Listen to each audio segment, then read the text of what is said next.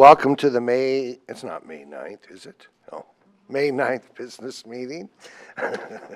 And I'd ask the County Administrator, Gary Schmidt, to please take the roll. Yes, first Commissioner staff support today, Stephen Madcore, County Council, Mary Rathke, Clerk to the Board. Roll call, Commissioner Humberston. Here. Commissioner Fisher. Here. Commissioner Schrader. Here. Commissioner Savas. Here. Chair Bernard. Here, please join me in Pledge of Allegiance. I pledge allegiance to the flag of the United States of America and to the republic for which it stands, one nation, under God, indivisible, with liberty and justice for all. Well, first up, we have citizen communication, and Les Poole, is that how you pronounce that? Come on up.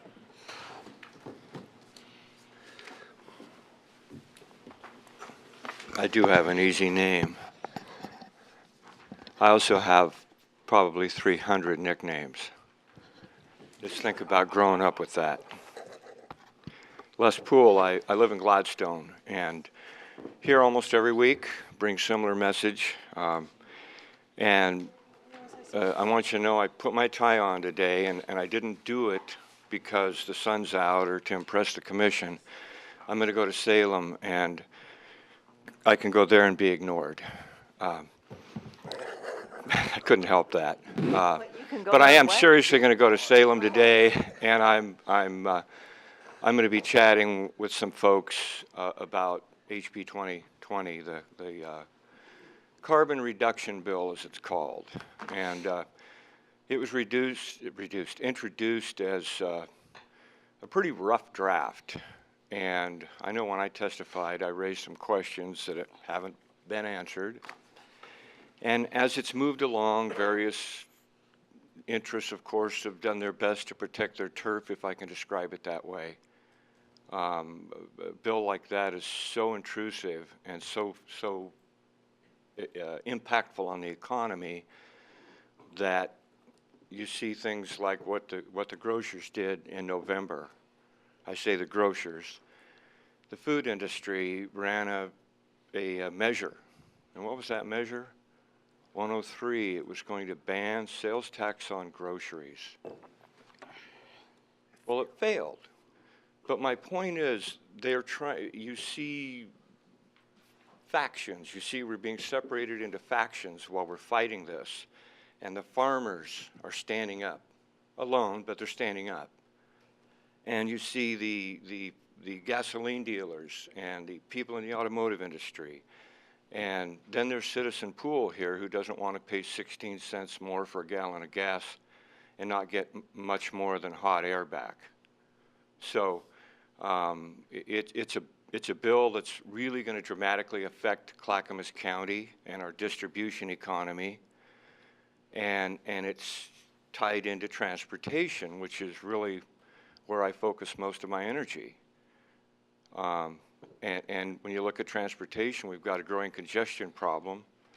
There isn't enough time to discuss that today, but certainly the congestion problem is exacerbating the pollution problem and the effects of all of the higher costs of HB 2020 that aren't business taxes, they're not fees, they're not tolls.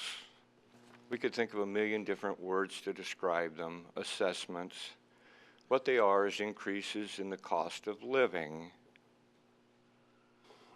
for things that sometimes aren't going to work. And I do not see HB 2020 working at all. So I would encourage you and anyone in the community to look closer at that, to think about how we're going to address it, and know that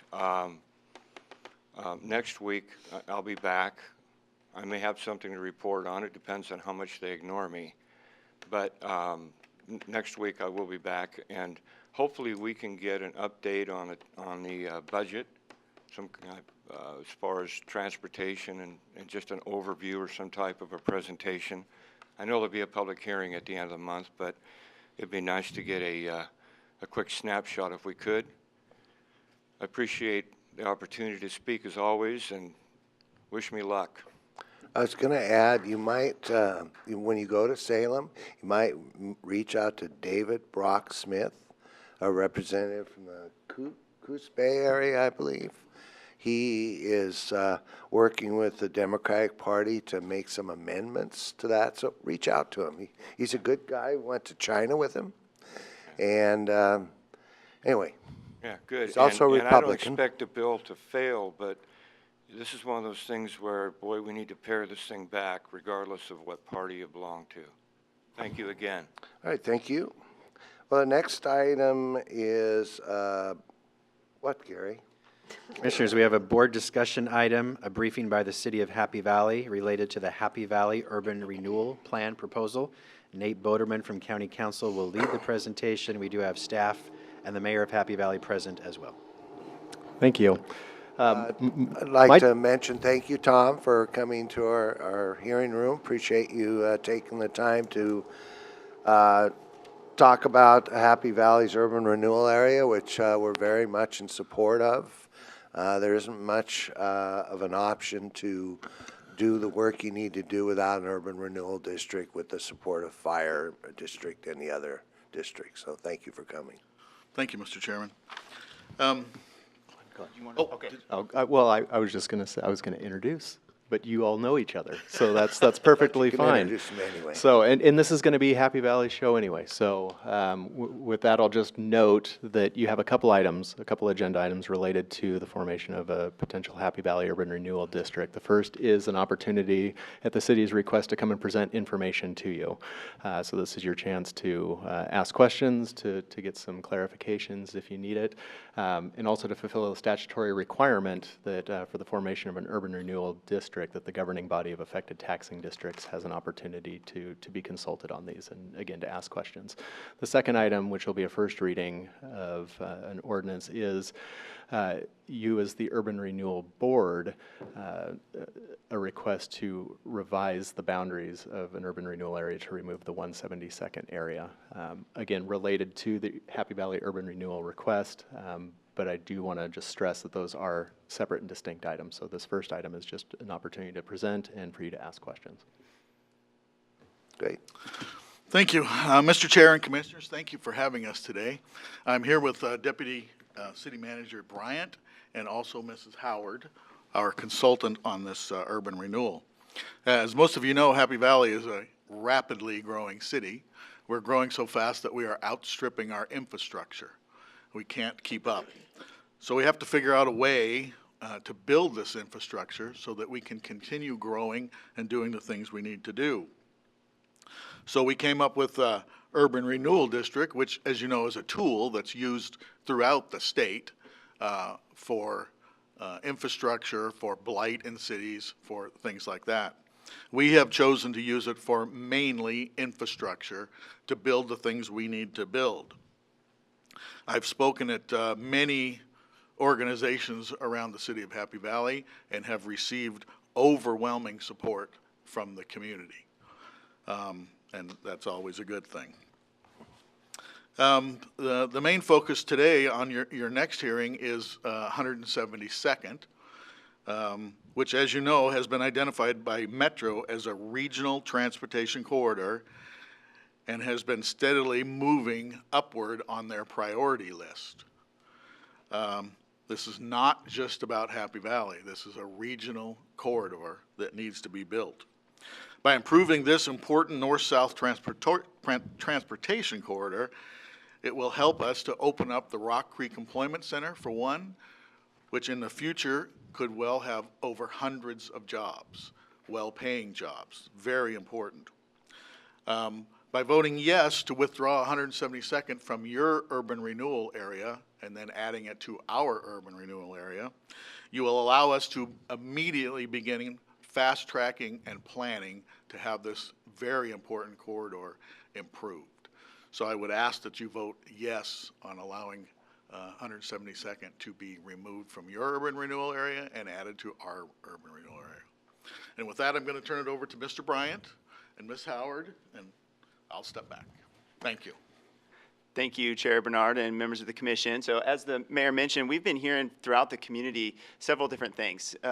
People have been asking to build 172nd. I think many of you get some of those same questions or requests from your constituents, as well as extend 162nd.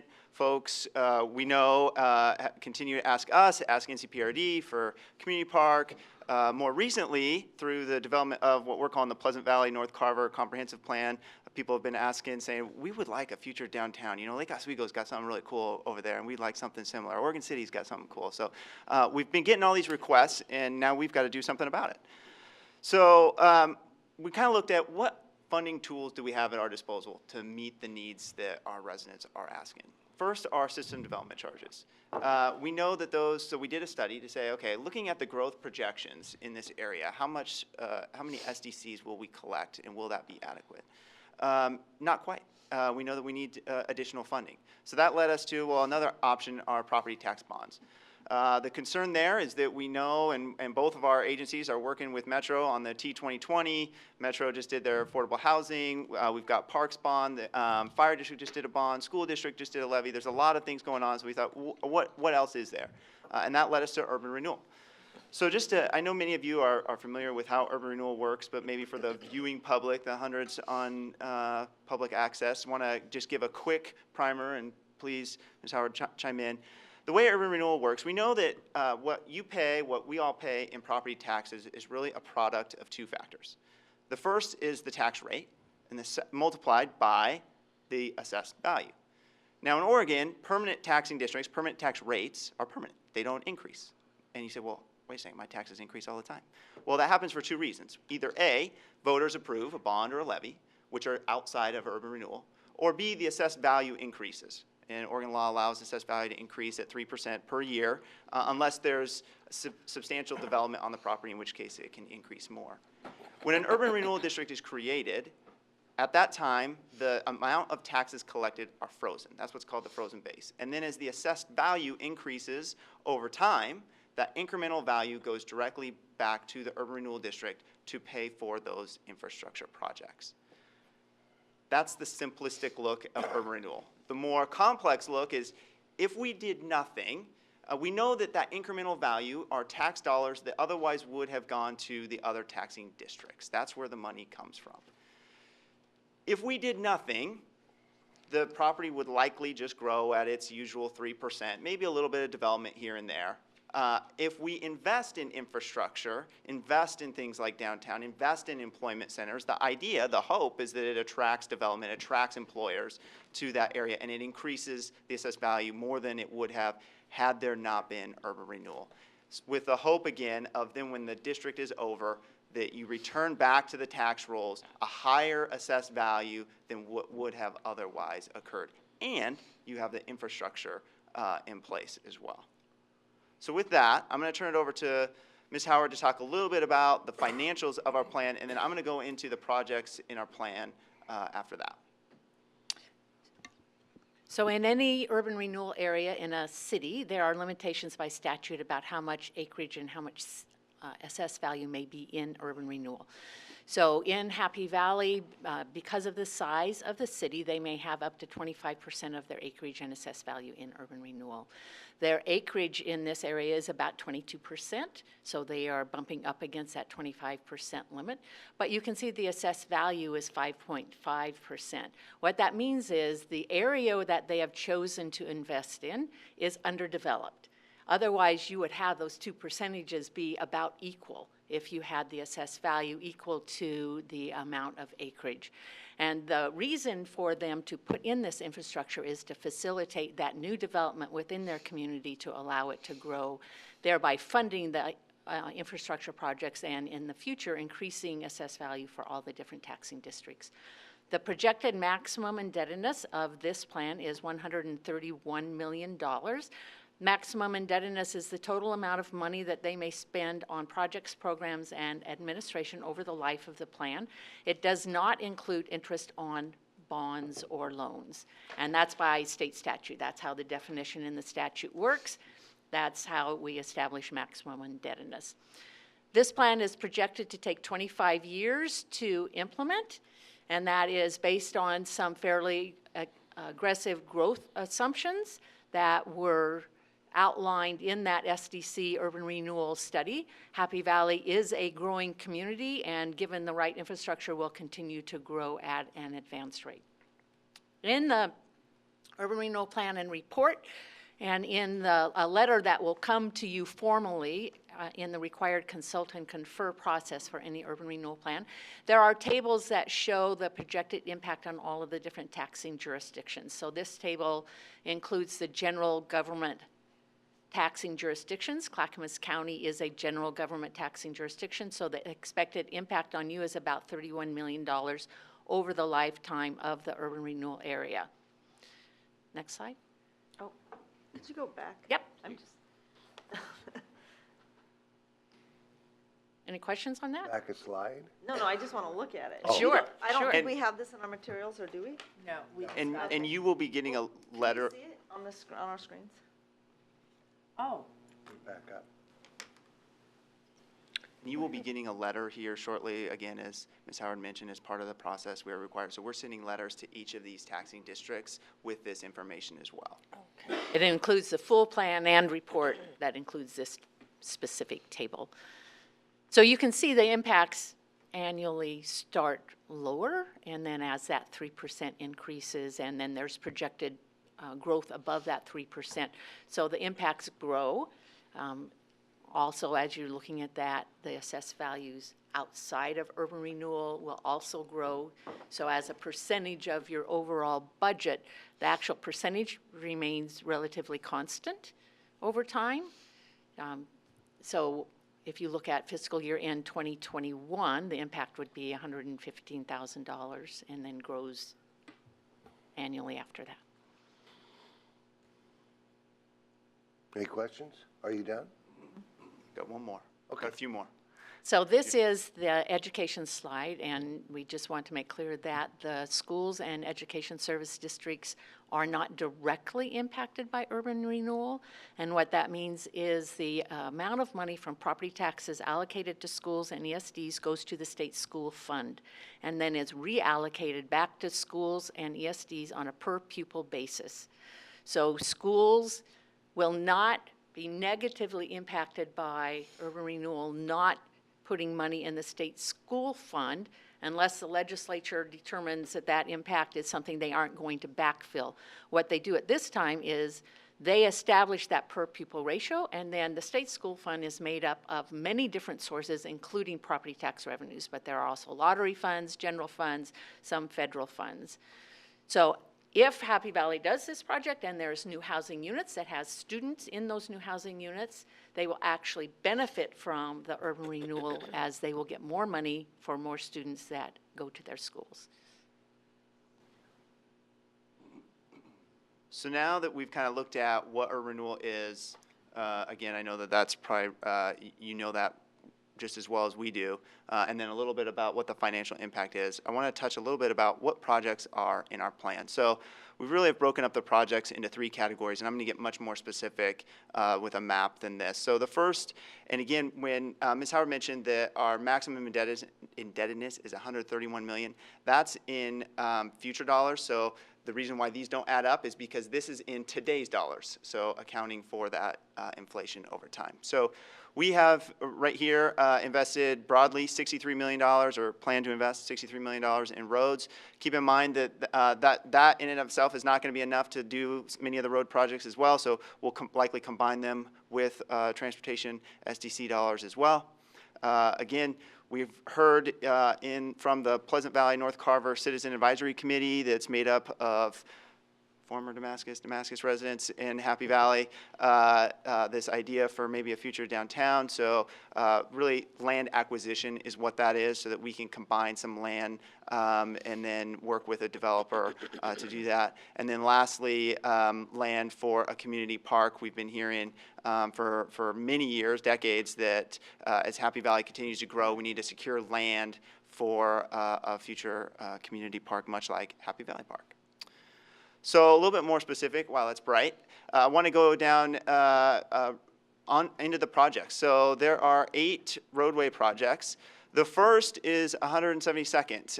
Again, as the mayor mentioned, this has been identified by both our agencies as a high priority. We've both been advocating at the metro level for this corridor to be included in the Metro T 2020 work. It's access to jobs. It provides the C2C corridor. It's a critical aspect of the C2C corridor that provides a secondary option to north-south option to 205. It's a future transit corridor. So we're proposing to invest funds. The county, in their urban renewal plan, did 172nd south of Sunnyside. What this would do is build 172nd north of Sunnyside. The second project is Sunnyside Road East. So do we have a pointer on here maybe? Oh, there we go. Sunnyside East extension right there. There's some development activity going on here to help accommodate that. Number 3, this is a real critical safety project, really. It's 162nd South. So many of you are familiar. Hoodview is right here. This is the high school, Rock Creek High School, that is going to be converted into, with this latest school bond, into a high school. Without this road, without 162nd, that future high school will have one ingress-egress, Rock Creek. We see that as a safety concern. Unfortunately, that's not one that we could require the school district just to build. So we needed another funding tool to provide that road again. And not just safety, but you think of football games and concerts and plays and whatnot with a lot of activity. One ingress-egress will be a concern. So that's one of the reasons why it was high on the priority list. Projects 4, 5, and 6, this, the mayor did mention access to our Rock Creek Employment Center. This is the future employment center of Happy Valley. We know that Happy Valley is largely residential. For us to add balance, not just to the city, but provide jobs to the region and to the county, we need to invest in infrastructure in this area. So we did a lot of work many years ago to look at what the Rock Creek Employment Center would look like. That's what those roads are there for, is to help facilitate much of that development. Number 7 is Misty Drive Extension. So I don't know if you're familiar. You've got City Hall over here, the Fred Meyer Shopping Center over there. That would provide another connectivity from what we call the town center area over here to that Fred Meyer Crossroads Shopping Center. There's some multifamily right here, and then additional senior housing planned here. So provide some connectivity there and walkability as well. Scouters Mountain, right here, number 8. Again, we have a large 600-lot subdivision here with one ingress-egress, ultimately another one up here, but this would provide another safety valve and connectivity valve for them, as well as there's schools right here, and so access to schools. Lastly, there's a fire station right here. So many of these projects we've been working with the fire district on provides access for the fire district to get to these developments faster, safer, for them. The last project, number 9, isn't really on the map anywhere, but that's that strategic land acquisition. So this is the area where the Pleasant Valley North Carver group has been looking at as a potential future downtown area, as well as they've been asking for maybe some community park land somewhere in this area as well. While we're on this map, I do have a few other slides I want to talk about. We had a work group that I want to talk about and some next steps. I do want to address some concerns that were expressed at the policy session, was it Tuesday? I want to make it clear, as you heard from County Council, there's 2 distinct items here. This is simply a presentation that's required by Oregon Revised Statute as part of creating an urban renewal district. But beyond just us presenting to you as part of a requirement in state law, I think that one of the reasons why we want to do this as well is recognizing that many of these projects have a countywide impact, and we've been working together on, namely 172nd. So we wanted to do that. Where we are asking for your action is the removal of 172nd from your urban renewal district, the Clackamas industrial area. It's our understanding, working with staff, that that district is no longer collecting increment, and that there are no funds left in there to invest in 172nd. So for 172nd to be included in our plan, this is the one project that we're asking for your support on. And again, reminding folks, this is a project we've been working on together for many years. I know more recently, Chair Bernard and Commissioner Savas, you guys had a meeting with our mayor and city manager and several others about how we can partner and pitch to the region the importance of this corridor. We've both been writing letters to the T2020 task force to support that facility, and I'm hopeful that we can continue to partner on this road. We're proposing a plan to invest $20 million in this roadway that's a county roadway, and we hope that we can do that. The second issue that I do want to address that was expressed at the policy meeting the other day was a concern on the, if you go back, on parks.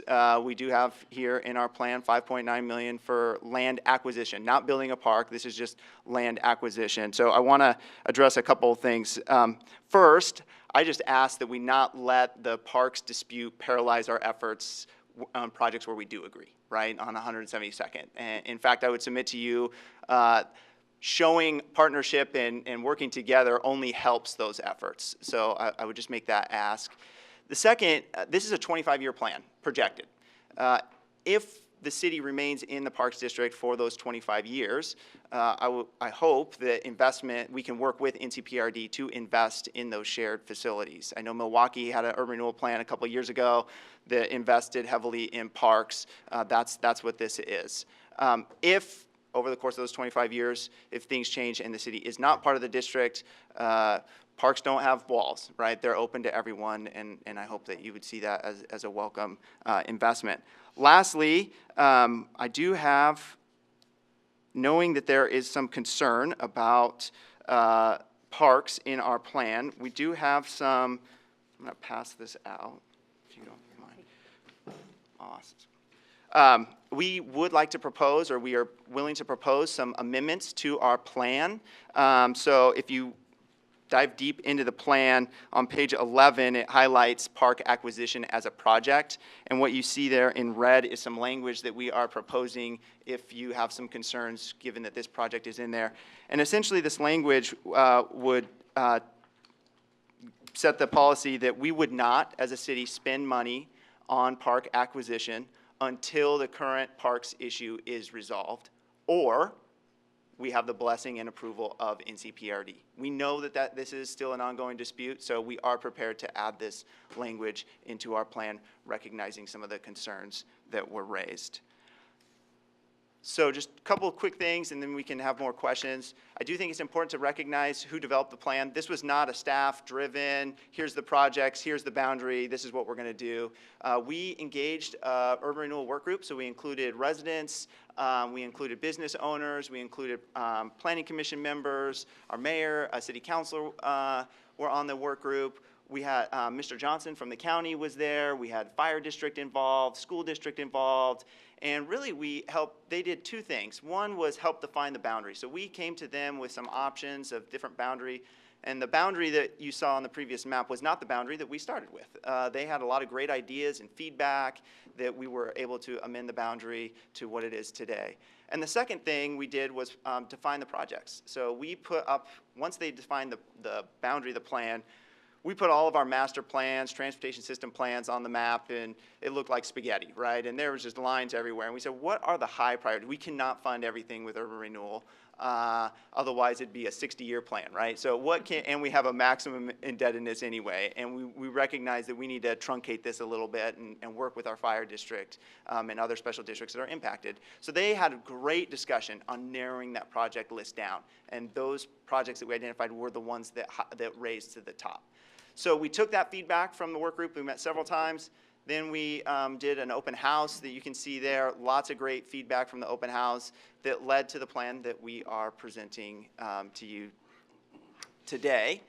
And lastly, next steps. So just yesterday, well, Tuesday night, our council formally, or Urban Renewal Agency, gave us the direction to move forward with this process. Yesterday, we mailed the letters, so you'll be getting those soon.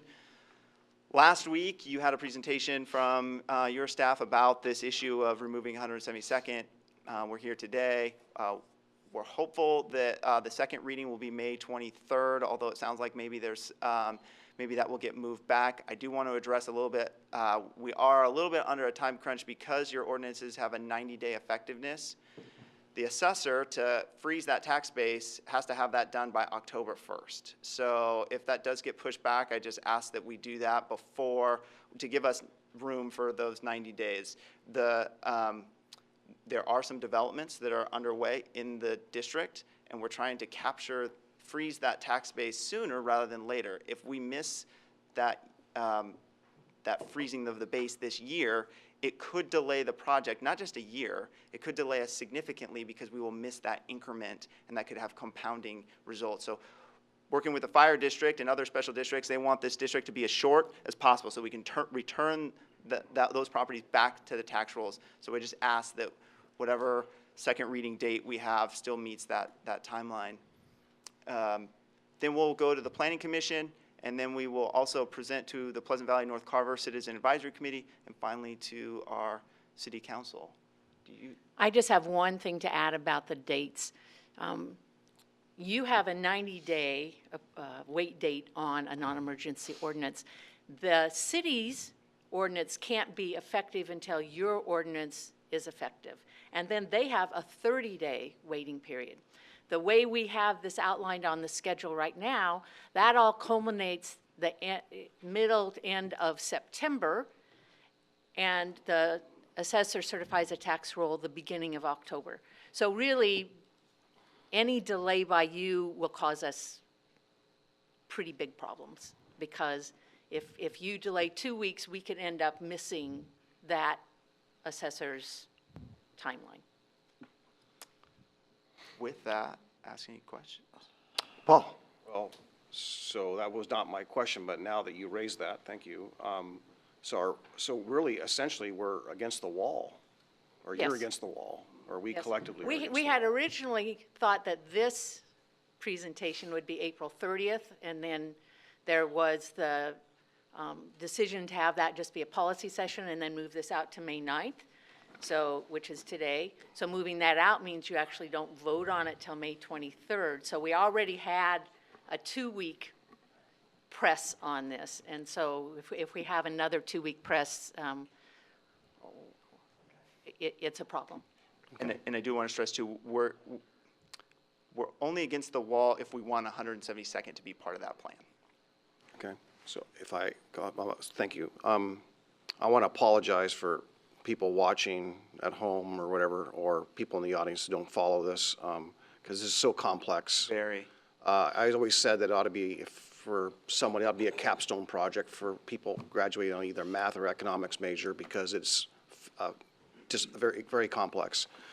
I have a pretty good grip of it. I did a lot of deep analytics on urban renewal when I first came on the commission, and I had experience before, so I guess we'll talk shop a little bit, if you will. Sure. So the simple question, not associated before I dive, and that is that the 5.9 for parks, you estimate what range of acreage for that, by the way? We don't have an estimate on acreage. It's more just a placeholder Okay. on, just to give us the ability. Because I noticed it wasn't a round number like 6 million, so I just, We had It's just to a back, mathematical so we had, consequence. basically it's backwards. So we did, what are the transportation projects that we have? What do we estimate the dollar amount to be there? What's left in our maximum indebtedness? And we know that what was left, and we just threw that out. What's left got divided between the acquisition for downtown and the parks. So it's fairly arbitrary at this point. It's an estimate, but the transportation projects took priority and then backed out from there. okay. So my deeper question is, with regards to have we done, because of public safety concerns from some of our other districts in the area, and I heard one yesterday, a concern, have you done the look at the untapped or the unrestored tax base out there for urban renewal in the county region-wide for some of these districts that overlap into this urban renewal area? For example, fire, how that relates to urban renewal in Milwaukee, urban renewal in Oregon City, urban renewal in Clackamas County. If that unassessed value that has not come back on the rolls, if that was put back on the rolls, have you analyzed that effect on all of the overlapping districts in your area? We have not analyzed that effect. However, we did have the fire district as part of our committee, and members of the city went to a fire district board meeting where they reviewed the plan, and the fire district has prioritized their projects and have provided input. The input that they have is overall the transportation projects are projects that are needed by them, and it does improve their service. So they will have the opportunity to write a formal letter to the city council for consideration of the ordinance, just as you do. And really it's their role, I believe, to analyze the impact of all the other urban renewal areas on their district, but their input on the transportation projects at least has been very positive. Okay.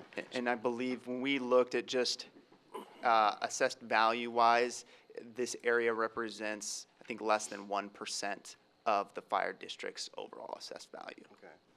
And I think the biggest overlapping jurisdiction geographically, not in your area, but geographically has the largest geographic impact is the county in this particular circumstance, followed by probably the school or the fire, right? Yep. Fire's probably pretty Fire. bigger than, yeah, fire's bigger than the school district. So have you got assurances you've met the 75% concurrency requirement? We don't need that for this plan. You don't need it for this plan. Okay, thank you. Without getting really technical, I'll just stop there, but I just want to just say that, you know, this has got overlapping concerns, obviously. It's always a technical thing. Clackamas County, in partnership with Happy Valley years back, we did a lot of joint projects like the joint transportation SDCs. We built a lot of roads, put a lot of infrastructure to prime the pump for development in Happy Valley, and that's working. That's been a great benefit. So the partnership has been there for a long, long time in efforts to grow down that corridor. And so we put our money where our mouth is, so to speak, and we just hope that the city of Happy Valley recognizes that, that's been a long-standing investment that we've made. That includes actually the town center renewal district where there's been overlapping benefit. Sometimes I think that gets forgotten. How much is housing an element of your plan? In what way? In this area, how much is housing an element? Let's say, just say affordable housing, if you will, or mixed income housing, or any kind of housing. How much is that do you foresee in this broad territory? Let me go back to the map. So obviously, we don't have that as a particular project per se. A lot of this area overlaps with two sort of planning efforts. One was what we called the East Happy Valley Comp Plan from, probably 5-10 years ago. Quite a bit of that is multifamily housing. Then some of this as well is part of that Pleasant Valley, North Carver area that they're underway right now. So we just had 2 open houses last week, or a couple weeks ago, had 180 people there, where we've talked a lot about multifamily, a wide variety of housing options. So, and I think most of that area, 50% of it has to be multifamily. So that's part of the conversation of how we grow is that. We haven't had an affordable housing project come to us, but we do have the code and ability to accommodate that, provide incentives, do all those sorts of things. Okay. May I add just a little bit to that? When you get the report, there will be a table in the report that says what the zoning is within the area. And there is a large percentage of the zoning that is actually residential that will benefit from the infrastructure that you put in, because that property can develop if you have the transportation infrastructure in. And I guess another thing to point out on that, I gave a presentation with Lorelei Juntanen of Eco Northwest at the Finance Directors Conference in Sun River about a month ago. And Eco Northwest is known as the economics consulting firm. And they have done a lot of work on housing, and their bottom line was anything that develops housing of any level helps support housing at all levels. Because the pressure is so tight on housing throughout the state, any housing that gets developed at one level helps relieve pressure at the other levels because people will have another option or opportunity. So although they don't specifically put housing as part of their program, by putting in the infrastructure, they're allowing for that new housing to develop. Okay. I got one other question, but I'll wait. I'll just let everyone else have their questions first. Commissioner Fisher. Yeah, I really appreciated the overview on incremental financing. And just a question that I'm gonna just, because I'm confused.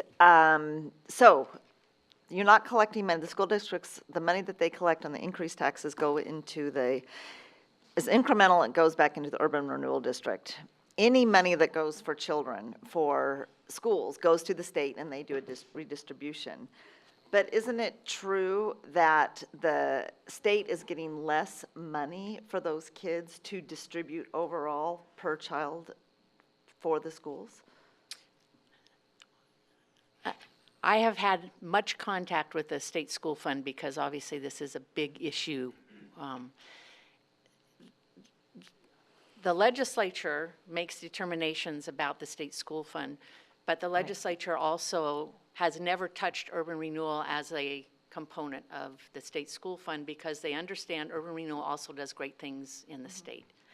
The state school fund is made up of many sources. But they have less money because the money that would have gone to the state goes to the urban renewal district. They I just have want to less- make sure that I'm not missing something in my No, understanding. there is less money that Okay, goes in from that's, that. that was my component part. question. I just wanted to make sure I understood that. I have a couple more, so I'm going to move along. Okay, this is another technical question. I think my brain stopped at one point. So you said that an urban renewal district can't be 25%, more than 25% of the acreage, and this urban renewal district is 22%. So is that, this urban renewal district is 22% of Happy Valley? Yes. Wow, okay, I just wanted to ask that, because it's a lot. That's much bigger than I thought.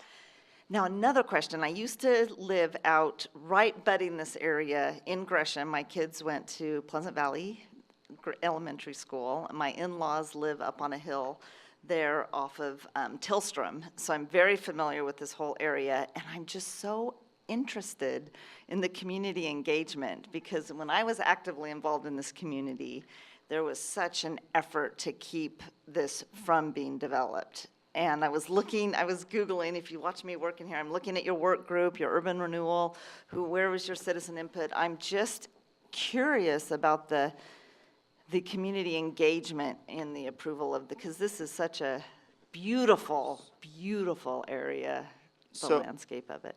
So I can address a couple of things. So first on the boundary being a large area. So that was a big conversation with the work group. And we had to strike a balance. So one of the things that the other taxing districts want, they don't want an urban renewal district that spans 30, 40 years, right? They need that property returned back to the tax rolls as soon as possible. So you have this balance of you don't want to include too much because that removes so much area from their tax base. But if you don't include enough, you don't collect enough increment to do the projects, and it extends the life of the district. So we had a lot of conversations. So that's on the boundary. On the citizen engagement, so we've had it on social media several times. We've probably had a newsletter, we have a newspaper, actually, that goes to, 10, 15,000 households or addresses. We've actually expanded it into the Damascus area. We've had an article in there probably the last 6 months, every month. This map, a whole write-up about it, asking people to contact us. We've had it on our website. We had the work group that had residents, business leaders. We've gone to the Chamber of Commerce, the Fire District. I'm trying to think of where else. We've presented to the Happy Valley Business Alliance, tried to get their feedback. Trying to think of what all, and then we have several other North steps. Carver Advisory. We have a citizen advisory committee for Pleasant Valley, North Carver that's got 20-plus people on it that's largely this area and even farther out that probably historically hasn't wanted development out there. We've engaged with them and have one more engagement step with them. So you're confident that because when I looked at the work group, I saw James Callahan as the one citizen member involved in the urban renewal. And I was just looking him up. He seems like a fabulous citizen, community member engaged, but I didn't see a lot of citizens involved in the urban renewal work group. So we had the business owners were also citizens. We had Shelley Perini, Janice Kaiser. I recognize all those names. Planning we don't have to commission go through the whole members. list. Yep. Yeah, you don't have to go. I'm just Yep. wanting to Yep. understand that. And then my last question, so I appreciate that 50% will be multifamily in the area that's going to be developed. How are you looking at goal 10, which is the requirement for affordable housing, and making sure that you're incentivizing some affordable units within your development? So I'm not a land use expert. That would be a great question that we could follow up with from our community development director. We did have a presentation. This question was asked at our last council meeting on Tuesday night. That goal 10 has to be part of our Pleasant Valley North Comp Plan for this area. It is already incorporated for most of it, and we do have a section in our code, I'm not familiar with it, that does provide incentives for affordable housing. I don't know what those are. I'm happy to respond or get back to you something to those. Yeah, what I those would are. say of all the issues that we're dealing with region-wide and county-wide, this issue of how we're developing and how are we being mindful and thoughtful of creating communities that work for everyone. So when you talk about expanding 100 jobs, or how many jobs, Mayor Ellis? There was a lot of jobs that were going to be available with this. Well, where are the workers going to work? And thank you, Chair Bernard. Where are the workers going to live? And we just need a range. And I understand that any housing is helpful, but we really we have people that are living in their cars that work full-time. Sometimes they're working 2 jobs. They can't find housing in their full-time workers. So it's a real issue for the region. Really want to emphasize that as being critically important in how, because really, you're the final frontier when it comes to Clackamas County and development, and we've got to do this right. So having those values is critically important. Just some anecdotes too on the map, just to kind of orient you. So we've got new multifamily right here. This is the old Pleasant Valley Golf Course. That's a 1,000-unit subdivision that has a wide range. So it's not single family, it's multifamily, townhomes. The whole gamut is right there. We've had a proposal for some new senior housing right there. Those are just some anecdotes, but I agree, and we can get you back some more info on. Well, future. multiple options on housing is not necessarily affordable. Most people who work in a bank can't afford an apartment or a townhouse. There has to be workforce housing, so you really have to specifically identify it. Having a variety, like you said, it does. I mean, the truth is, some of the richest people in Happy Valley may have to live in something less than what they can afford because there isn't that higher level. So you build housing that hits all of those income levels, but the missing link is that bottom part, and that, I hope Happy Valley considers that. And then Martha? They need to, according to Goal 10. Yeah, so I just wanted to give you a heads up. I'm chair of the Metropolitan Policy Advisory Committee, MPAC. We are doing a refresh of 2040 where looking at the land use possibilities along corridors for housing is probably going to be a big component of what we take a look at. So just to refresh my mind, where along those corridors do you see your housing happening? And do you have in place the land use pieces already that allow you to do multifamily? Are you having to talk about zone changes? Are you having to talk about, because we're going to be looking at that as a region to see what we can do to increase the capacity and the amount of housing that's available. So I'm kind of curious, can you talk a little more about the corridors since they're the topic of Yeah, and discussion? in your plan, if you have it in your packet, I don't know if the Yeah. full plan is in there or not, there's a map that If you could- shows can the you point zoning a up little? there. I don't have the You don't have zoning it? map Okay. with us here, but can I do the reverse? Let me show you, just because Happy Valley is largely residential, right? Right. So let me show you where the employment centers are, and that will kind of tell you where housing is everywhere else. Just so for the we most try to finish this up and move on to the next issue. Okay, sorry. So I'm sorry, Chair, but I know that I do have to get my 2 cents in. But so thank you for that, because I do know we want to move on, but I also felt because of the impact issue, I needed to get this discussed. This is worth the time. Yeah, thank you. this is the Rock Creek employment area. That's where we see more employment growth, right? That's where we see the future of the region. That's why we've been partnering on the Sunrise Phase 2, C2C. This is a big piece of the employment. This is largely residential right here. We've got some commercial node. This is 172nd and Sunnyside. That's not necessarily commercial, mixed use, let's say, because there's a lot of housing mixed in with the commercial. This is that this is 1,000 units of housing. Will all largely be housing. Again, maybe future commercial downtown node, housing over here, housing right here. Up here is more, this is metro designated employment area as well up here, and then some housing on this side. So it's a big mix of housing and commercial area. Thank you for that. May I ask what the mean cost of housing is in Happy Valley right now? I Do you know that? don't know off the top of my head.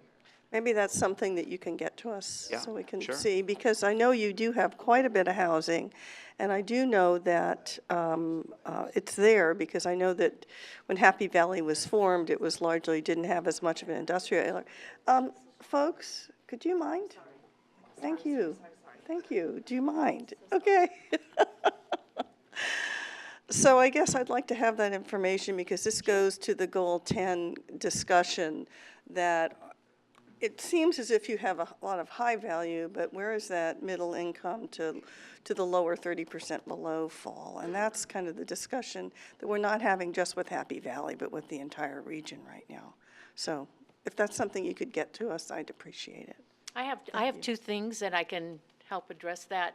In an attachment to the report that was part of the SDC study and urban renewal study, there are two things that are really interesting.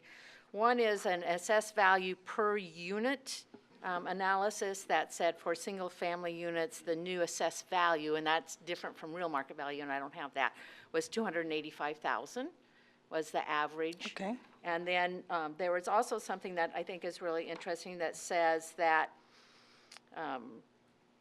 the share of multifamily units being developed is higher since 2010 than it was prior to that by, from 2003 to 2010, the single-family units, which are more expensive generally, comprised 90% of the new housing units in Happy Valley. And after that, from 2010 to 2018, single-family was 58%, so it went down a lot, and multifamily units were 24%. Thank you. So that's, I think, good information towards what you're talking about. Thank you for that. I appreciate it. I'm done. Thank you.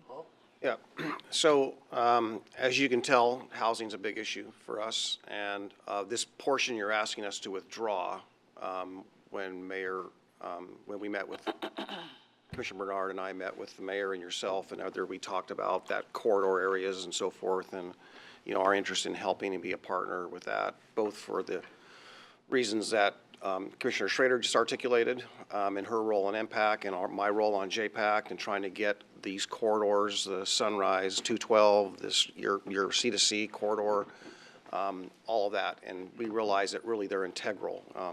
And the opportunity for some of that more mixed income housing potential, I think, was shared by yourselves as perhaps being along this section that you're asking us to withdraw. So I've got a keen interest in wanting to see that happen. And I think this board's got a keen interest in that housing element. So those are important. So I just want to capitalize on that. The other thing, the question I withheld that I'd like to do, and I kind of mentioned earlier when I touched on the revenue or the tax value that's been currently we're all foregoing, that untapped assessed value that's going to come back on the rolls for the areas in the region, but that overlap, county being one of them, fire district. Is that possible you could bring that number back next time? Because I think or is that a huge task?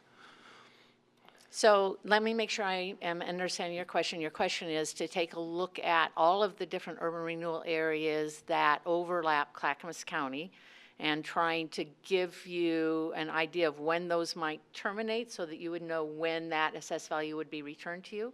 Yes, and this is because, I'll just tell you why, I'll just be candid. I had a conversation with the Clackamas County Sheriff yesterday, and he had raised a number of these issues as potentially impacting the general fund income to the county, in which, you know, he obviously gets a share of, and we all get a share of. That's just the financial impact. And thank you for clarifying on the 75%. I just realized that was concurrency on expansion of the Right. current renewal district, so Right. I realize that. So knowing our role, but I think that impact has been expressed to us, and so on behalf of law enforcement, public safety and everything, I'm just compelled to know what that is. And I don't know if we have the resources to go and look at every other plan. I know that we can tell you what the impact is of this plan, and I guess we would just have to do some research and some homework, but. I think you kind of have. It's kind of embedded in here. I can probably derive that out of the numbers you already put out, right? We can do that easily for Happy Valley, and because I've worked with a number of the other urban renewal areas and have pretty good knowledge of what they're doing, I can make a best attempt to try to pull some of that information together for you, and that's all I can. Thank you. An estimate would be fine. Thank you. And I was just I going to. actually want to ask Paul a clarifying question, and I think I know what you're talking about. The area that is currently in Clackamas County's urban renewal district that we would remove out has some greater value than it had when it was put in, right? Of course. It's right of way. So there's, that value goes up. And so the baseline's different than it is now, right? So there will be an increment of tax that has been held in that urban renewal district that will now return to the county. In Clackamas County, you're no longer taking division of taxes. So Right. that's already been returned. Okay, so that's true. That was back in 14. Yeah, that's already been returned. And we're only asking you to remove right of way, no other property. It's just you have a cherry stem. If you looked at the boundary of you have a cherry stem up 172nd so that you could do the road, and it worked out well, right? You used those money to do 172nd south of Sunnyside.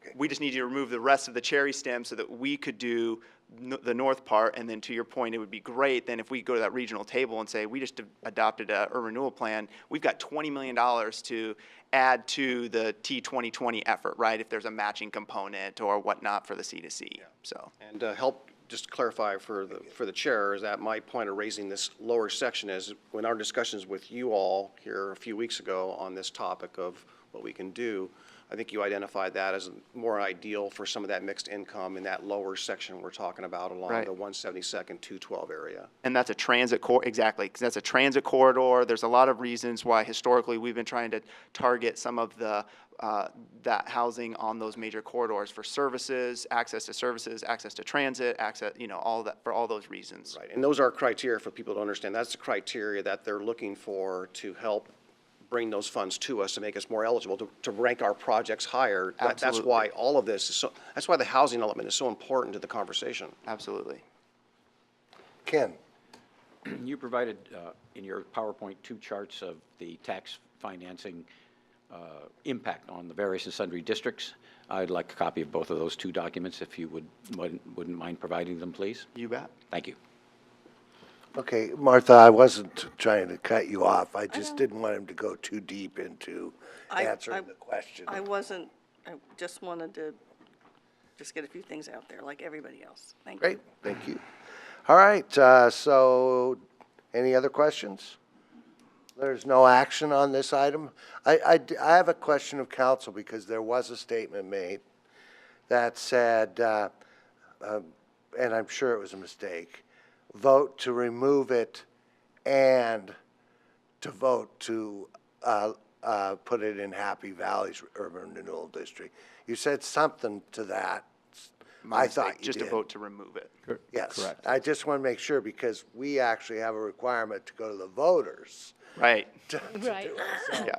we wouldn't be voting to put it in. an Nope, urban- you're not voting to approve the plan, to put it in, to do anything. It's just to remove 172nd because we can't have the same area in 2 urban renewal plans. Yep. All right. Thank you. And with that, we're on to the public hearing.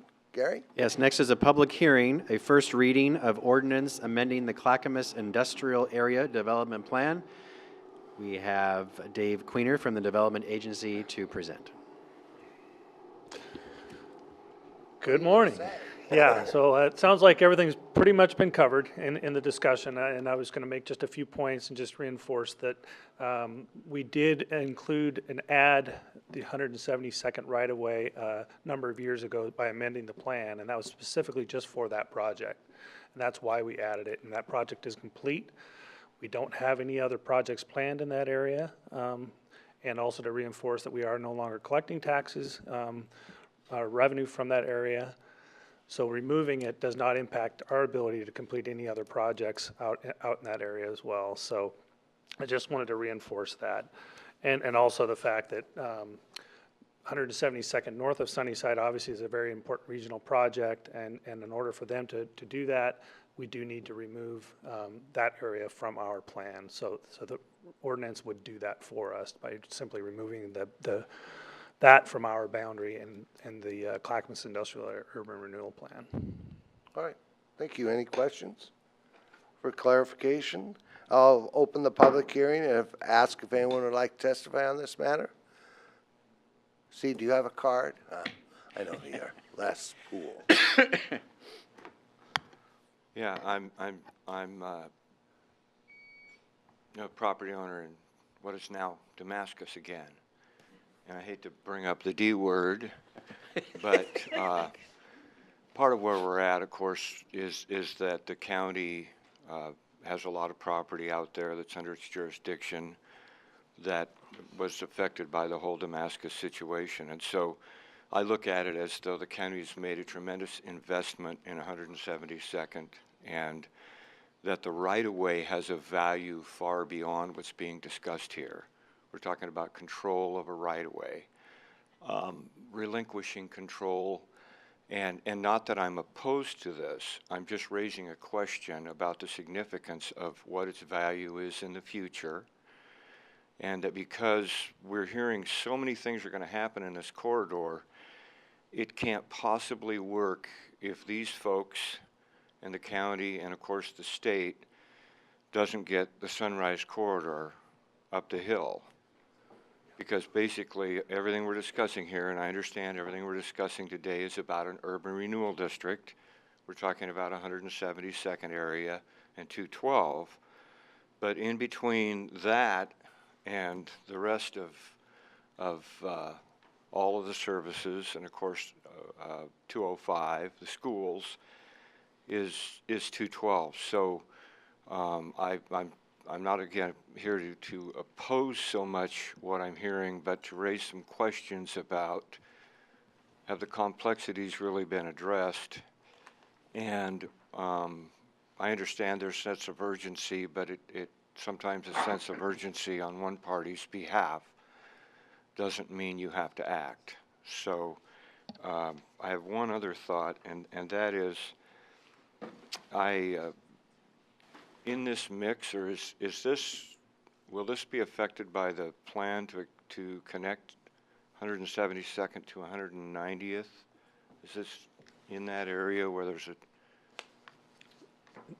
This goes north. Yeah, I understand 172nd. I realize that, but in the plan and in the thinking is a connector over to 190th at some point. Yeah. Which, it's called C to C, Clackamas County. right, Columbia.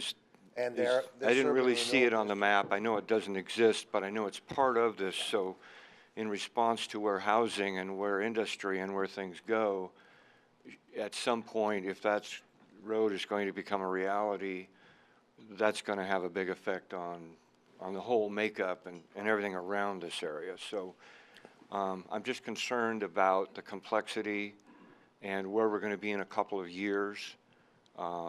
Certainly not necessarily opposed to what is being offered. I just suggest you use extreme caution. Thank you. Thanks. All right, anybody else? Go ahead.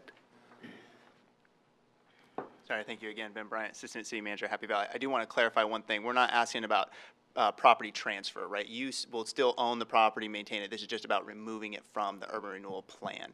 To the point on, once we get ready to build any facility, there will be additional public outreach, working with property owners who are affected, all of that. So I would expect to see that as well. So just wanted to provide that clarification. Do we want to turn 172nd over to Happy Valley? Any day of the week.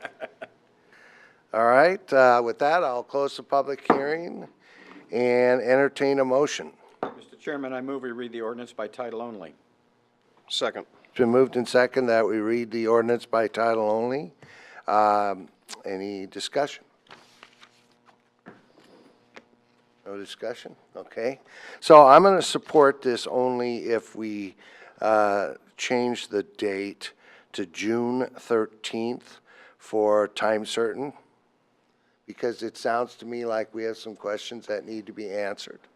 And I think it'd be appropriate to take our time, as less recommended, to look into this a little bit. Also, I know we're doing a housing needs assessment, which will be close to being done then, and it'd be great if we had that information. And so I'll be supporting this only with that provision. So are we okay with the June 13th? I'm good. Fine. Yep, I think that's good. That feels better. Well, so I have a question then. I understand that, so I want to just have a couple clarifying, staff can help. So as I understand, we're not, no matter what we do, whether it's today or June 13th or next week or whatever, we're not approving an urban renewal district. All we're doing is actually withdrawing ours from this territory. That's correct, right? That's correct. Okay. Correct. So no matter what we do, they will move forward with either a certain size urban renewal district or a little bit larger urban renewal district. Correct? Based on our action today, or action? Correct. Okay. So all we're doing is changing the scope. So in essence, the way I'm looking at this is that by being open to including this lower area, which we would withdraw from, we expand the potential for all these things we talked about, for the road projects, for our grant aspects, for housing, for all those things. So with that said, with that understanding, I'm also heard that there's a timetable aspect, that if there's much of a way of a delay, and I'm hoping to get Mr. Bryant's attention. Yeah. Doing the calculation probably. So if We're they're. doing the calculation on the so date what- to make sure it works. We're on a tight timeline with the assessor's calendar and the 90 days, so. Right, so getting back, yeah, my So my you question's guys, around I the- didn't ask everybody to come up and testify. Yeah, I only have as a clarifying question. So I just want to, my concern is on that if there is that delay, is that a deal breaker, or can you stagger that in a way that come June 13th, we can make this come together? I don't know off the top of my head. We based the calendar backed into that May 23rd date. And I do want to be clear, one of the reasons could we do this a year from now? You bet. The problem is that we have several developments. One of the reasons why we're doing this now is we have several developments in the works. And we need to freeze that tax base if we're to get that value of increment. And if we don't freeze the tax base by October 1st, then those properties will have developed and we will have less increment, which then we have to go back to the fire district and tell them, instead of a 25-year plan, it's a 28-year plan. I don't know what that is. So that's just my concern. Okay, are you done? Just to clarify, I recall we had a scenario last year where we asked the assessor to delay her certification of the tax rolls beyond that October 1st date. So it is possible, if you decide to go forward with this extension, that we can work on our end with the county assessor to ask her to delay appropriately her certification of the roll. We did that last year, I recall, so it's possible. She's not here to confirm that, but I recall we've done this in the past. Not a lot of extra time, but there is some wiggle room that we can make this work. And putting this date on does not preclude us from voting yes no, or anything else on the second reading, correct? What you have today is you're reading it by title only, and you will be scheduling the second reading. And you have it currently set, it was initially set for the 23rd, but you're going to propose bumping it to the 13th. What you do today does not obligate you to anything on the 13th other than having a public hearing on the second reading. All right, that's what I thought. All right, okay. Follow up on that. Does it foreclose us from, if we get all the information we need, from speeding up to, let's say, a week earlier than June 13th? Can we bring the date closer? Only if you announce that today and have it duly noticed. If you change it during the interim, you'd have to notice it publicly. A week before is typically how we do it, but when you do So should that occur, we could move it a week forward. You know, the information. It's not now or never. I mean, we're not wedded to June 13th per se. What you There could is a do way to is accelerate you could it. say either the 23rd or the 13th, depending upon the receipt of the requested responses. Yeah, I don't want to do that, but we could next week say a time certain. and Yes, sir, you set it could. for that Yep. date, the next week. Yeah, As long as you give a week's notice is what your point is. yeah. All right. Okay, so it's been moved and seconded that we read this ordinance by title only. Any further discussion? All those in favor say aye. Aye. Aye. Opposed? Hearing none, motion carries. So I'll ask the clerk to assign a number and read the ordinance by title only. Okay, this is going to be ordinance number 02-2019, an ordinance amending the Clackamas Industrial Area Development Plan. Any further discussion? One comment, Mr. Chairman? Yes, sir. I will not need the documents I asked for. Unfortunately, 2 of my pages were stuck together. I have that data, so I'm good to go. Thank you. Okay.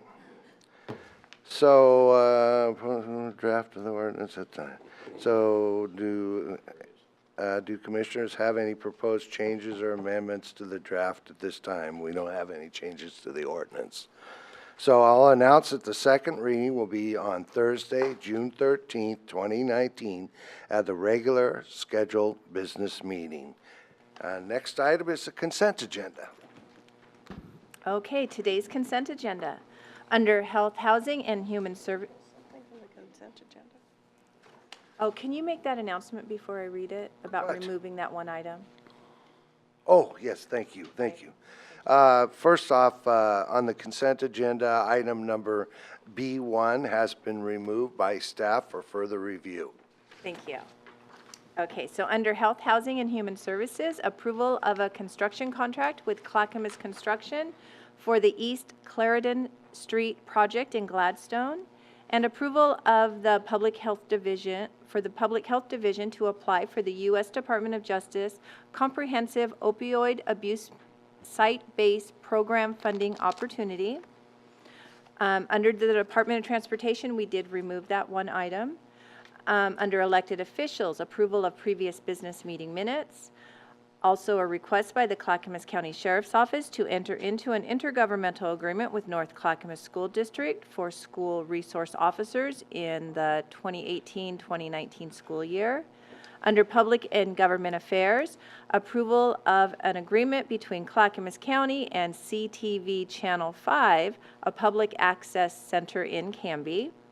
Under the Development Agency, approval of a resolution declaring the public necessity and purpose for acquisition of right-of-ways, easements, and fee property for the Southeast Caps Road tenement project and authorizing negotiations for eminent domain actions, and an execution of an assignment, assumption, consent, and amendment to the disposition agreement and authorization to execute a post-closing escrow and development agreement with an escrow holdback agreement for property located at 11627 Southeast Caps Road, Clackamas Industrial Area. And under Water Environment Services, approval of Amendment Number 1 to the intergovernmental agreement between Portland State University and Water Environment Services to move forward with Oregon consensus. And that concludes today's consent agenda. So, Do any commissioners want to remove or pull an item from the consent agenda? Seeing none, I'll entertain a motion. I move we approve the consent agenda. Second. As amended. As amended. Second. It's been moved and second that we approve the consent agenda as amended. Any further discussion? Gary. I just wanted to recognize the Public and Government Affairs item, approval of an agreement between CTV Channel 5, that's a public access center in Canby. The executive director of that center is also one of our videographers, Gordon Christensen, who works these business meetings for you. And he wrote a note that he asked me to read to you, and he wants to thank you for your support of your or what you're about to do, hopefully, supporting this agreement and allowing public education and government funds to be used by this access center in Canby. So I wanted to share that with you. He's behind the glass. It's behind the glass today. Yeah. All right. With that, all those in favor say aye. Aye. Aye. Opposed? Hearing none, motion carries. The next item is County Administrator updates. Yes, Commissioners, some good news to share. May, as you know, is Mental Health Awareness Month, and our behavioral health team is spreading signs of hope across the county, literally. Staff will be on the sides of roads around the county every Monday morning and Thursday evening during commute hours during the month of May, sharing messages of hope from Sandy to Lake Oswego and to Canby and many locations in between. The staff will be holding up signs to remind county residents about the importance of human connection. And yesterday, staff planted "Don't Give Up" signs here on the County Circle of Hope, and Commissioner Fisher participated in that. The county has also received notice that we have received 4 awards from the National Association of Counties, NACO Achievement Awards. And quickly, they are from Water Environment Services, WES, serving a growing population. The Solids Handling Capacity Improvement Project was recognized in the category of civic education and public information.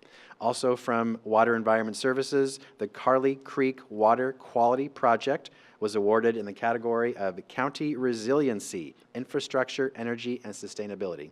From County Administration, Health, Housing, and Human Services, and Transportation and Development, our Veterans Village project was honored in the Human Services category. And Commissioner Schrader, you recommended that project, and we did indeed apply and receive that award.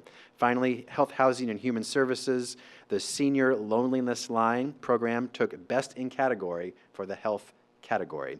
So we will recognize all of these awards in July at your business meeting after the NACO National Conference, where the awards will be presented, and then we'll share them again with you here at your business meeting. Those are my good news comments for this week. Thank you. Great, thank you. Next up is, I've lost my, who's up here next? Ken, you're up. Thank you. So, as I'm sure you're aware, I missed last week's meeting because I was down at the Capitol lobbying for justice reinvestment funds for our corrections program here in Clackamas County. I've attended the Youth Career Readiness Summit, the Milwaukee Lutheran Church car camping event over the weekend. Met with Casey Kula from Yamhill County regarding sustainability issues. Excuse me, Judge Steele and I testified before Oregon City Council the other night regarding our courthouse, attended the CCBA Forum breakfast regarding mental health in the workplace, attended the Tourism Department meeting yesterday, and a reunion dinner from our China trip. And from our China trip, there's an opportunity that has been presented to us that I hope we will be able to take advantage of. Tianjin has shown an interest in cross-laminated timber, is interested in donating a piece of land upon which we would be able to erect a CLT building that can be used as a model, because they are interested in potentially long-run purchasing that product from us. So we'll see where that goes, but maybe this will bear fruit. And finally, we received a $100,000 Wood Innovations grant that will be used to have students at OSU work on the development of our courthouse design using cross-laminated timber. And the only other thing I have is the dog. This is Blossom. She's about 1.5 years old, and an American Pit Bull Terrier mix who weighs 36 pounds, and she is so excited to find her forever home. She is a young, energetic, super smart, hilarious girl. She really enjoys slow introductions to new things in life so that she can investigate and find her confidence. Toys. At the end of a busy day, she will love snuggling up for belly rubs and cuddles. If your lifestyle is one that is active like she needs and dedicated to helping her learn all of the things to be her best self, come and meet her today. For more information about Blossom or other adoptable dogs, please contact Dog Services at 503-655-8628 or www.clackamas.us/dogs. Thank you. Thank you. And next up is Martha.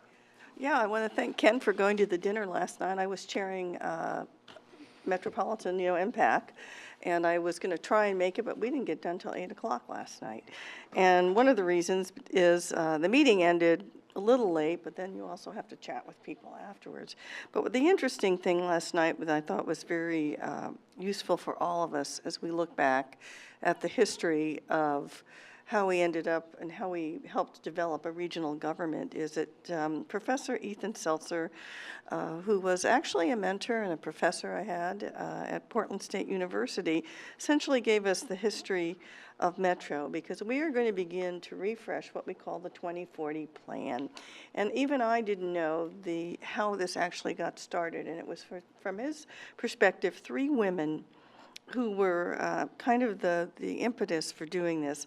Gussie McRoberts of Gresham, she was the mayor of Gresham, Bonnie Hayes of Washington County, and our own Judy Hammerstead, who was a Clackamas County Commissioner and also the mayor of Lake Oswego. I knew all 3 of those women. Gussie was a mentor. I remember how dynamic Bonnie Hayes was, and Judy is still with us in Lake Oswego. But it was intriguing to hear that these 3 women really were the strong women that were the catalyst for the plan that we are working from today. And as we do a refresh of that concept and of that plan, we'll be including things like equity, diversity. We'll be looking at the corridors and housing and how that all plays in together in the plan as we move forward at looking at the corridors as the Metro seems to be heading in that direction.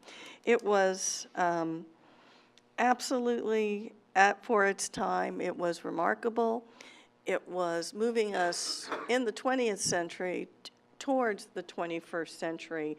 And as we refresh that plan and as it guides the region's policies, I'm very, very happy to be one of the chairs that will take with it. I'm working very closely with Sam and Christine and Juan, who are the 3 counselors on MPAC, and I am finding them smart, dedicated, and really willing to roll their sleeves up to make this refresh actually mean something, because that's what Ethan said. MPAC isn't sexy because it doesn't have any money. It's really just a group of policy people and elected policy people together, but we can now make it into something that guides Metro in a way that I think is going to be very meaningful. And so I'm really glad that I have the opportunity to be chair this year. I also, Ethan did mention Damascus, believe it or not, and he mentioned another folk from our past, and that was, the mayor who was for D. Westcott. He was a close friend. He was also a mentor when I was a brand new commissioner. And the sad thing was that Damascus unincorporated, but I was there when it incorporated in 2004 because that was my first election. Officially, I was appointed, but I proved to myself I was no longer the substitute teacher, and I was actually elected to the board in 2004. And at the time, it was a very heady feeling to be elected, and it was a very heady feeling to see that Damascus was moving forward. Unfortunately, that hasn't happened, and we all feel sad about that, but it was a wonderful time to be a commissioner, I have to say. Other than that, I do want to let folks know that on May 22nd, we are going to have a visitor from China. Ken, I don't know if you have his name offhand, but he's one of the top people who wants to talk to us about, there's going to be a dinner with China Solutions. I'll be hopefully talking to some of my contacts at Greater Portland, Inc. and the Portland Business Alliance to potentially try and get them there at that dinner. Is it Jacob? Right, yeah, whose I name don't have- escapes me at the moment. Yeah, I know, I don't have that in front of me either, but I think it's going to be a pretty interesting meeting.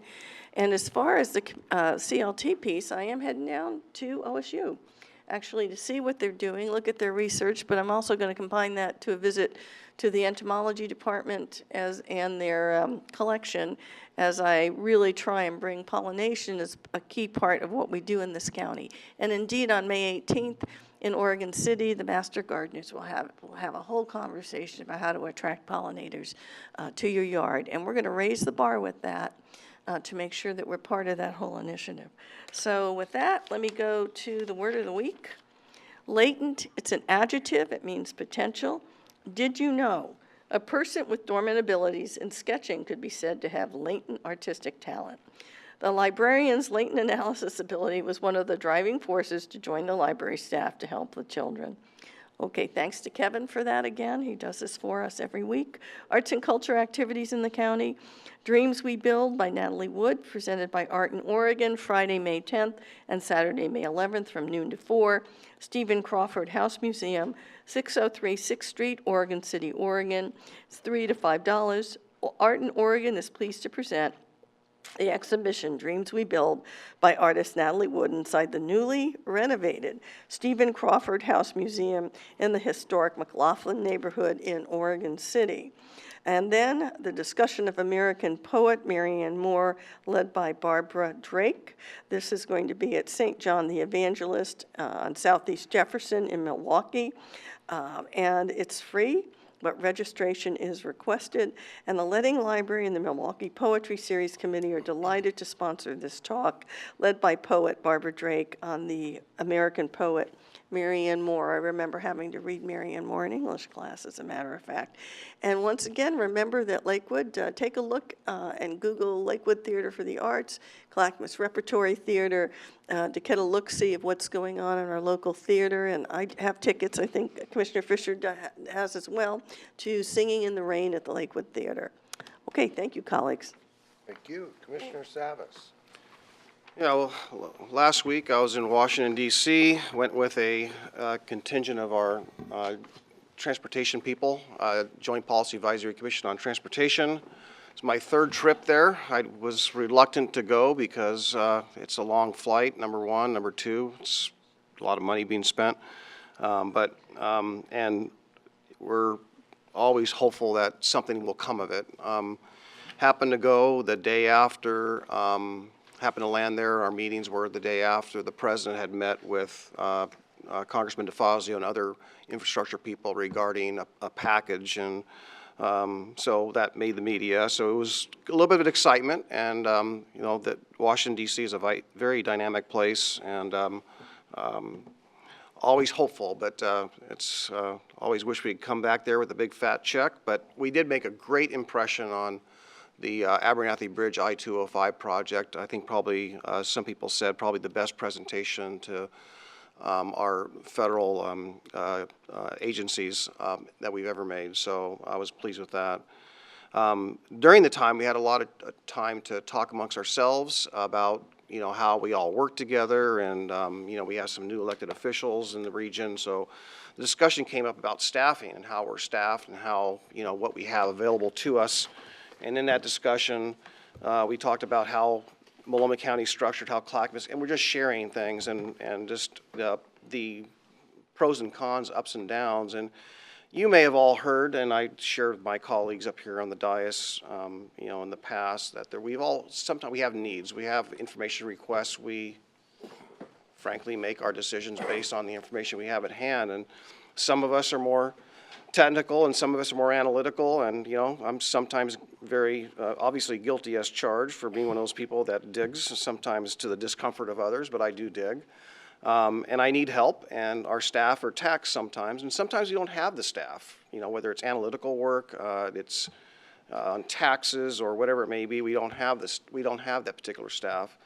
And so it's budget time. I've always thought that having an analyst that had the freedom to help with us would be a good idea.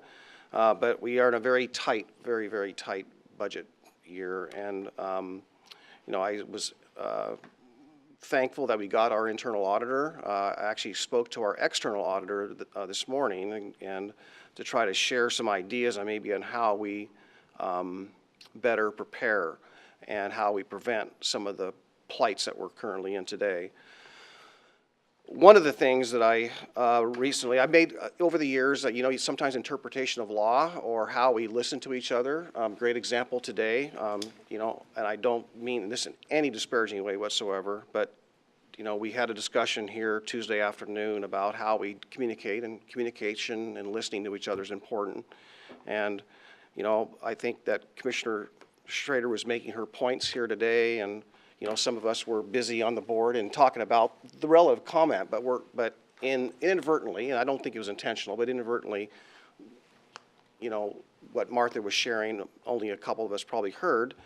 And in that sense, sometimes we have, you know, we don't listen to each other because we know each other so well sometimes. And I think that's just a really important thing, that we actually take our comments very seriously. And to that effect, I made a request several months ago, I think late last year actually, for outside counsel to get an outside counsel opinion on public meetings law.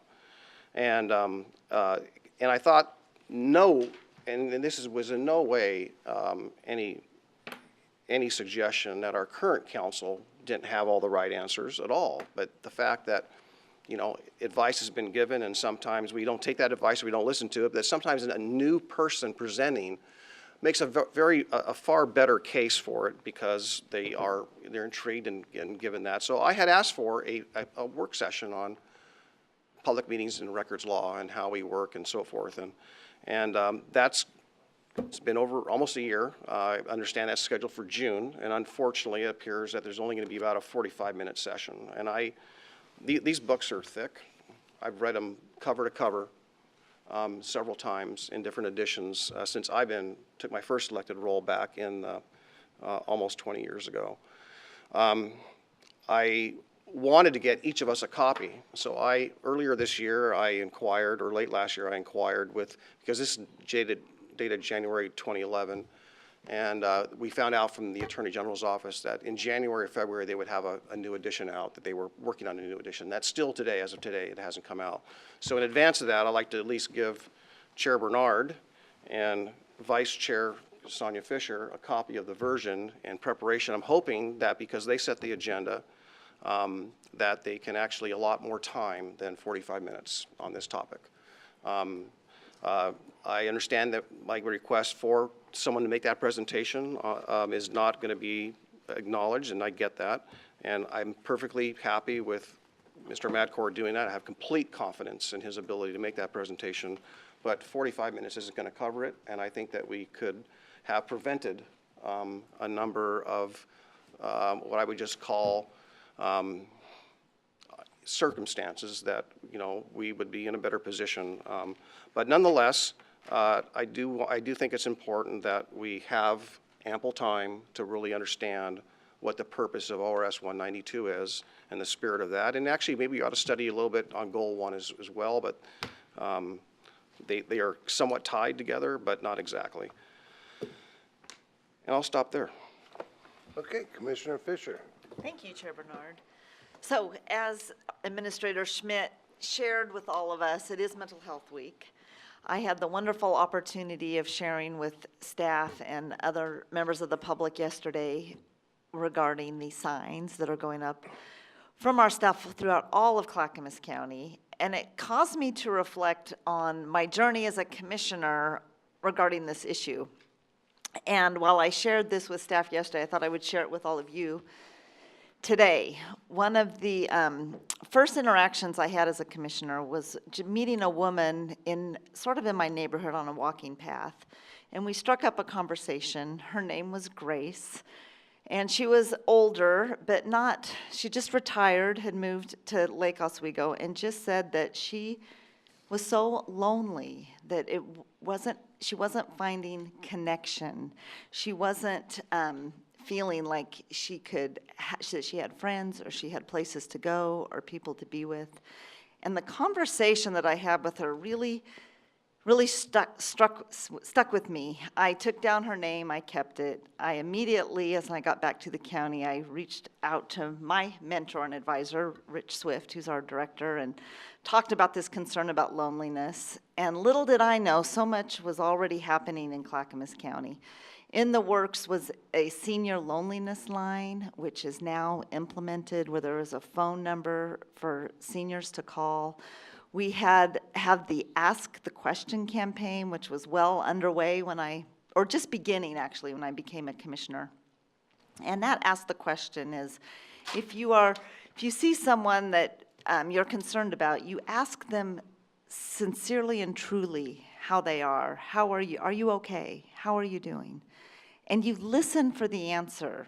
And if somebody says no, you go a little deeper and you break that fear and that stigma and just ask, are you thinking about hurting yourself? And if so, then to connect that person with the crisis line, which we have, or other mental health services. So we in Clackamas County take mental health, human connection, suicide prevention very, very seriously. And that is very much a gift for all of us. What this campaign does, I asked Mary to have some pictures. I hope we have some up. So as you can see from this, our circle of honor is filled with statements. And the statements are, don't give up. You matter. You are not alone. And another one, Valeros Mucho, which means you are enough. So on Monday, our staff was on the corner of Beaver Creek with these signs. And a gentleman left the jail, which we all know the jail here is on the Red Soils campus, and he was walking down the street. He asked, is that sign? The sign was, you matter. He asked, is that sign for me? And staff said, why, yes, it is. And with tears in his eyes, he said, thank you. So I just wanted to share that with all of my colleagues. We are on this journey together, and we are making such a difference in the lives of the members of our community. Mental health awareness is important for all of us, for human connection, for suicide prevention, for just recognizing that at some points in our life, any one of us could have mental health challenges, and we need to be there for each other. So thank you. Thank you. I actually think I saw that guy walking down from the jail, and they were all just coming out with their signs. I'd love to join them on Monday if it fits my calendar. So, yes, Caroline, if you're looking at it. It's all month long. That will be across Clackamas County, from Canby to Milwaukee to all across the whole area. Great. So, a little bit on Damascus. In May 2016, residents of the city of Damascus voted to disincorporate as a city. As a result of that vote, the city charter was surrendered, and all the city obligations, property, and employees were transferred to and assumed by Clackamas County. That process involved transferring approximately $8.4 million in city funds to the county for a variety of purposes within the former city boundary. Approximately $2 million was paid for the transition of Damascus employees to the county payroll. We worked with some of them. The continuation of law enforcement services, that's the Enhanced Law Enforcement District, and other services and obligations assumed by the county. $2.9 million was dedicated for road and street funding exclusively within the former geographic boundaries of the city. Clackamas County began road maintenance projects last summer and is in the process of creating transportation system plans for the area. All the city's property taxes were distributed and obligations were paid, and the city's budget was reduced to zero. The past January, the county assessor distributed nearly $3.4 million, which amounted to the remaining assets from the disincorporation. To be eligible, you had to be a resident per the disincorporation process. As a consequence of these actions and the passage of time, it's impossible to reclaim these assets. I'm going to write a letter to all the citizens of Damascus. Please return that money. You're kidding, right? I'm kidding. I would, well, what do you think the percentage of response would be? Damascus, as the city, let me see. As a consequence of these actions and the passage of time, it's impossible to reclaim these assets or to reform Damascus as a city given the present circumstances. This is a problem for state legislature to solve the same way they created the problem, namely through legislation. We have directed county staff to reach out to our legislators to resolve this issue as promptly as possible and in a manner that treats all our residents fairly and equitably. And I did talk to the mayor yesterday. She recommended that we reach out to Peter Watts, who was the city attorney of record at the time of disincorporation, and Greg Chamoff, who may have some ideas, a four-step process to get out of this for once and for all. So with that, this weekend is Mother's Day. There are times when only a mother's love can understand our tears, can soothe our disappointments, and calm all our fears. There are times when only a mother's love can share the joy we feel when something you've dreamed about quite suddenly is real. There are times when only a mother's faith can help us on our life's way and inspire in us the confidence we need from day to day. And with that, I'd like to, there's probably a lot more I could say, but I'm ready to move on and wish everybody a happy Mother's Day. You, happy Mother's Day. And with that, have a great weekend. We are adjourned. Thank you.